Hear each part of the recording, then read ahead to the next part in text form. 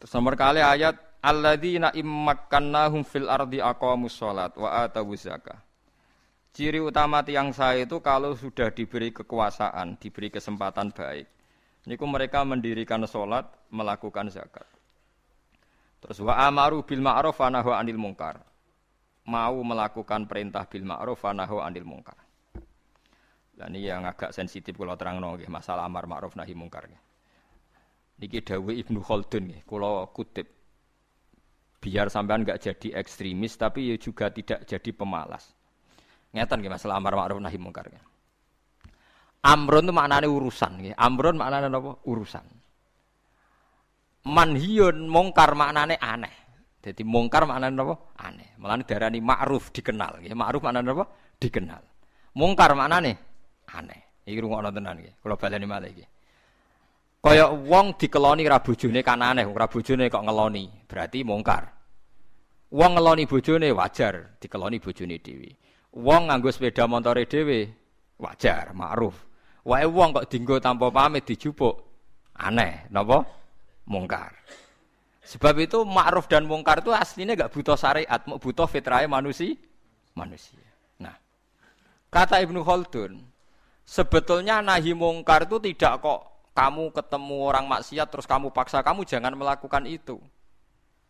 Itu tidak harus begitu. Bisa surahnya itu intiha anil mungkar. Misalnya begini nih yang dicontohkan ya. Ini kalau kutip dulu ya hadis ini. Mar'a minkum mungkaron falyughayyirhu biyadihi fa illam yastati fa bilisanihi fa illam yastati fa biqalbihi. Terus wa dzalika ataful iman. Begini cara gambarkan. Dulu itu pernah ada kelompok ekstremis di mana dia itu minoritas sekali melawan dinasti yang kuat. Zaman pemerintahan Abbasiyah, Fatimiyah macam-macam. Akhirnya dihukum gantung. Walhasil akhirnya mati sia-sia. Karena dia tanpa kekuatan mau merubah napa? Mau merubah napa? Kemungkaran. Walhasil terus banyak ulama yang menemukan hadis ma ba'asallahu nabiyyan illa fi mana'atin min qaumi. Niki rungokno tenan iki. Dan saya tidak main-main dengan fatwa ini. Allah tidak pernah ngutus Nabi kecuali dari kelompok keluarga terhormat untuk menghadap, untuk cara saniki untuk supaya melindungi dari kekerasan sosial. Saya beri contoh gini, rungokno tenan nggih ben sampean ora sok pribadi. Kanjeng Nabi ku rak mangkelno cara wong kafir Mekah, tapi ora dipateni, bahkan enggak pernah dilukai. Mergo Nabi saking suku napa? Quraisy. Sementara sahabatnya karena wong biasa Bilal disiksa, Ammar disiksa, Yasir disiksa. Tapi Kanjeng Nabi mboten. Mergo napa? Dari keluarga napa terhormat. Padahal wong Quraisy gak seneng blas mek Nabi. Nabi Syuaib nggih ngoten. Nabi Syuaib itu kaum ora seneng, tapi ora disiksa. Perkarane cara sakniki Gus utawa ningrat. Sampai kaumnya nak muni ya Syuaib, andekan saya tidak mempertimbangkan keluarga Anda, pasti Anda sudah saya siksa. Walau la rohtuka la rojamnaka, wama anta alaina biaziz. Walau la rohtuka, umpama ora kelompokem, kowe ora keluarga ningrat wis tak siksa. Wama anta alaina biaziz, kamu itu tidak siapa-siapa. Lalu Nabi Syuaib jawab, qala arohti a'azzu alaikum minallah. Faham ini rungokno tenan. Nah, kalau begitu berarti amar ma'ruf nahi mungkar itu bergantung asobiyah, bergantung satu kekuatan, imma kekuatan legal politik, wa imma kekuatan sistem keluarga maupun sistem apa? Sosial. Kalau ndak kamu akan sia-sia.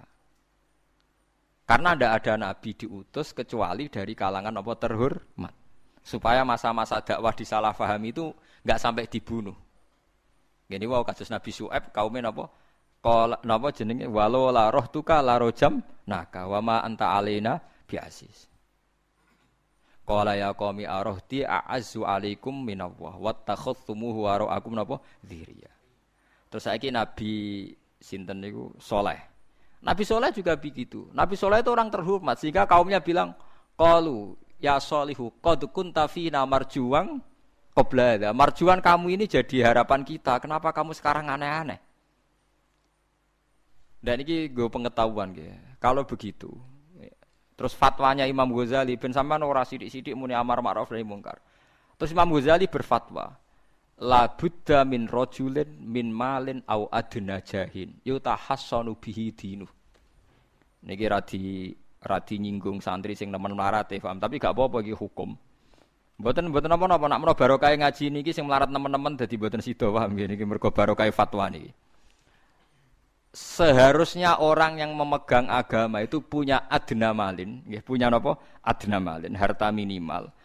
Au adna jahin utawa punya status sosial minimal yutahassanu bihi min dini supaya dia bisa membentengi agamanya. Saiki bayangno misale kowe ku melarat buruwe wong kafir sing anti Islam. Rungokno nggih, kowe melarat buruwe wong kafir sing anti Islam. Di sistem politik negara yang anti Islam. Kowe iso mbayangno nglakoni salat. Mboten saged kan?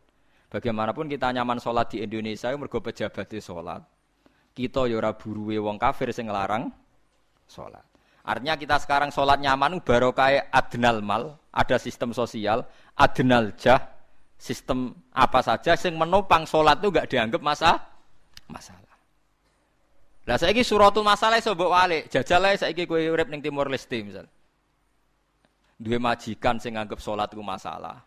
Ada sistem negara misalnya yang nganggep sholat itu masalah. Kamu kangelan kan sholat.